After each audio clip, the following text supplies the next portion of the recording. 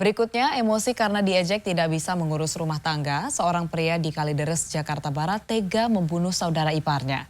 Informasinya kami rangkai dengan mobil taksi rusak parah akibat menabrak separator busway dalam Kilas Metropolitan.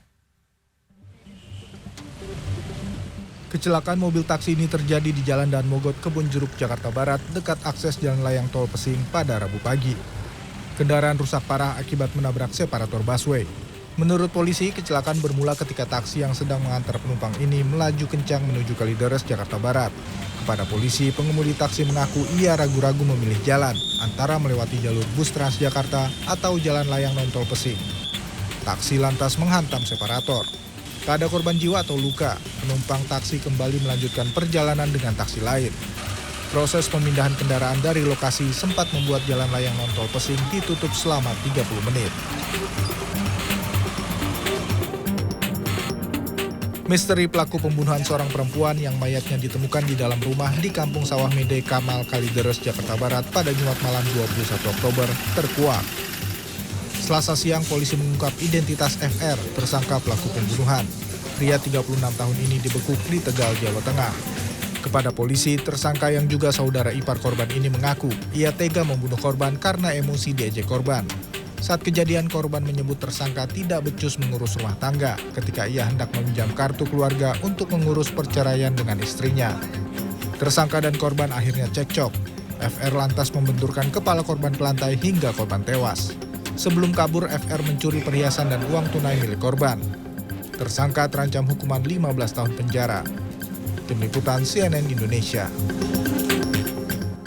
Tabung gas yang dipakai persiapan acara hajatan di Lembang, Bandung Barat, Jawa Barat bocor. 7 orang terluka bakar akibat kejadian itu.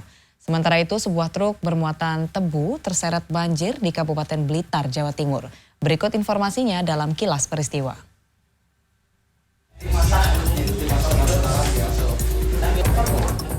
Hingga Selasa siang, 7 korban ledakan tabung gas masih dirawat di RSUD Lembang.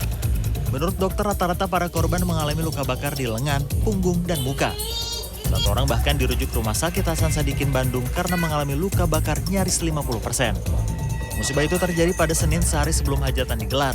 Sebuah tabung gas 3 kg di rumah warga di Jalan Baru Laksana, Desa Jayagiri, Kecamatan Lembang tiba-tiba meledak saat hendak diganti dengan tabung gas baru, tepat di samping kompor yang sedang menyala. Sebuah truk bermuatan tebu terseret arus banjir sejauh 150 meter saat melintas di Sungai Cilik, Desa Plandirejo, Kabupaten Blitar, Selasa malam. 4 penumpang hilang terseret arus sungai, sementara 1 orang berhasil menyelamatkan diri. Seorang penumpang selamat Rabu siang mengatakan banjir bandang tiba-tiba menerjang ketika truk melintas di aliran sungai saat hujan deras. Petugas masih melakukan pencarian 4 korban hilang dengan menyisir sungai. Petugas gabungan dari relawan dibantu tim Basarnas melakukan pencarian seorang pendaki asal Kediri bernama Ali Rahmatullah, 48 tahun, asal Rojowinangun, Kediri. Diduga korban melakukan pendakian ke puncak Gunung Lawu untuk melakukan ritual. Menurut informasi, korban mendaki puncak Gunung Lawu melalui jalur Cemoro Magetan sejak 15 Oktober lalu. Proses pencarian korban mengalami kendala sebab kondisi cuaca di sekitar puncak Lawu cukup ekstrem. Tim Liputan, CNN Indonesia.